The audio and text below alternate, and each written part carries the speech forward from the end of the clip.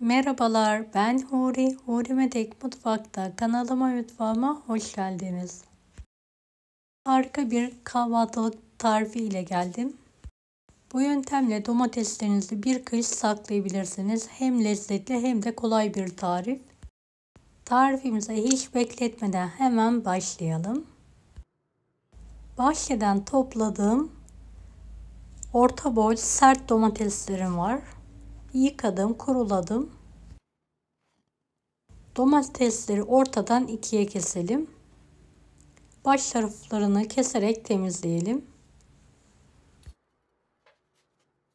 Domateslerin büyüklüğüne göre 3'e veya 4'e kesebilirsiniz.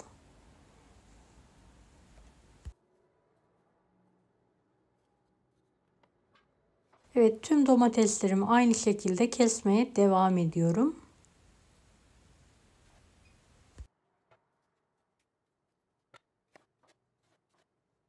Ben bahçeden topladığım domateslerle yaptım. Sizler marketten veya pazardan alacaksanız kaya domatesi kullanmanızı tavsiye ederim.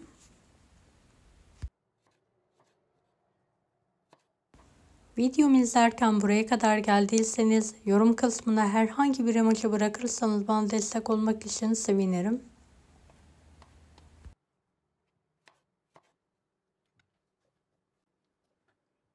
Evet, son domatesimi de hızlı bir şekilde doğruyorum.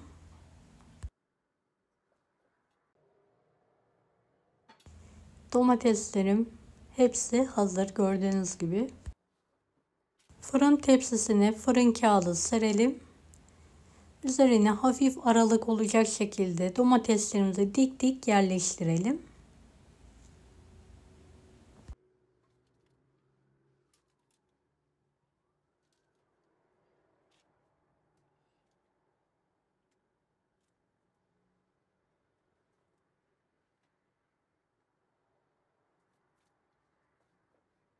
Evet, ikinci tepsi domateslerimi de aynı şekilde dizmeye devam ediyorum. Toplamda 3 tepsi domates hazırladım bu şekilde.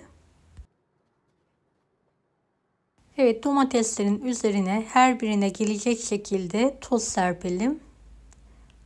Çok fazla serpmemeye dikkat edelim. Damak tadınıza göre tuzunuzu ayarlayabilirsiniz.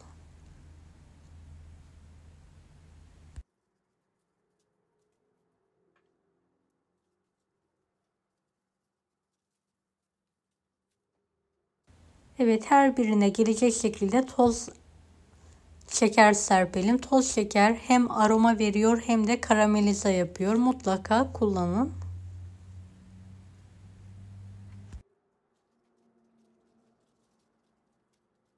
Kişniş serpelim. Her birine gelecek şekilde serpmeye devam edelim. Kişniş yerine daha farklı baharatlar da kullanabilirsiniz. Damak zevkinize göre. En sonunda kekik serpiyorum.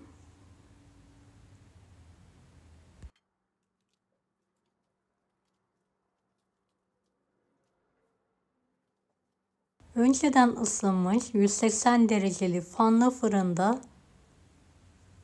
pişirmeye bırakalım. Domatesler önce sulanıyor, daha sonra suyunu çektikten sonra hemen fırından çıkartalım.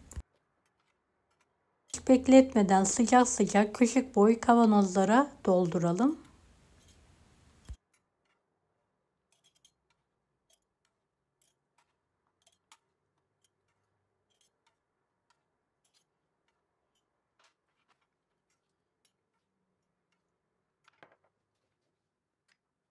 Evet, çok az tuz, şeker, kekik ve kişniş serpelim. En son zeytinyağı gezdirelim. Bu aşamada doğranmış sarımsak da kullanabilirsiniz. Ben unuttuğum için ekleyemedim. Kapağını kapatalım ve ters çevirelim. Bir tepsiye alalım.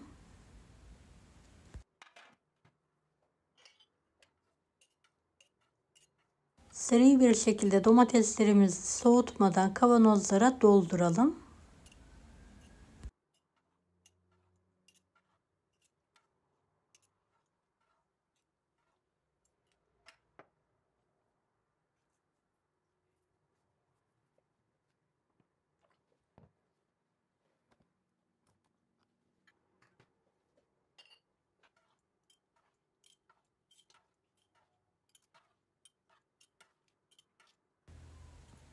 Evet, kavanozlara pay etmeye devam ediyorum.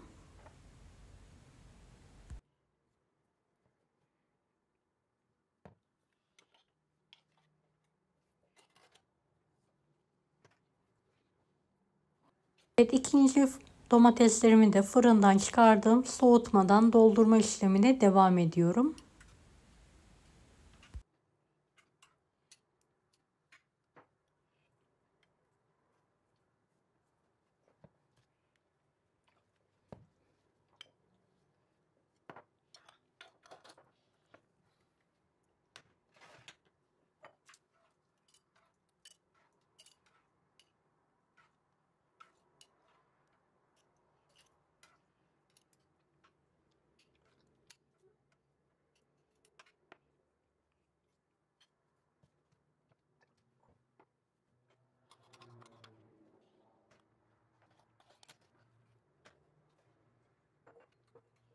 Dilerseniz daha büyük kavanozlarda kullanabilirsiniz. Ben tek seferlik olması için küçük boy kavanozlara pay ediyorum. Mutlaka sarımsak kullanın. Sarımsak da güzel bir aroma veriyor. Ben unuttuğum için kullanamadım. Daha sonra yerken de üzerine ekleyebilirsiniz. Benim gibi unutursanız.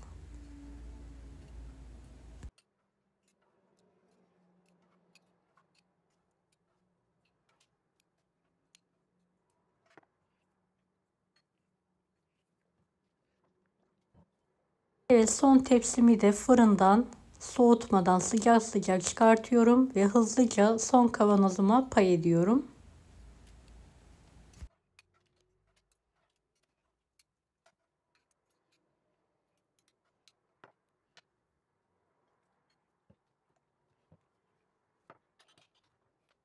Evet, fırın tepsisini ters olacak şekilde kapadım. Sıcak fırında bu şekilde sabaha kadar bekletiyorum.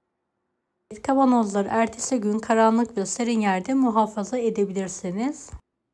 Deneyecek olanlara şimdiden kolaylıklar dilerim. Kanalıma ücretsiz abone olmayı unutmayın. Bir dahaki videolarda görüşmek üzere. Allah'a emanet olun. Hoşça kalın.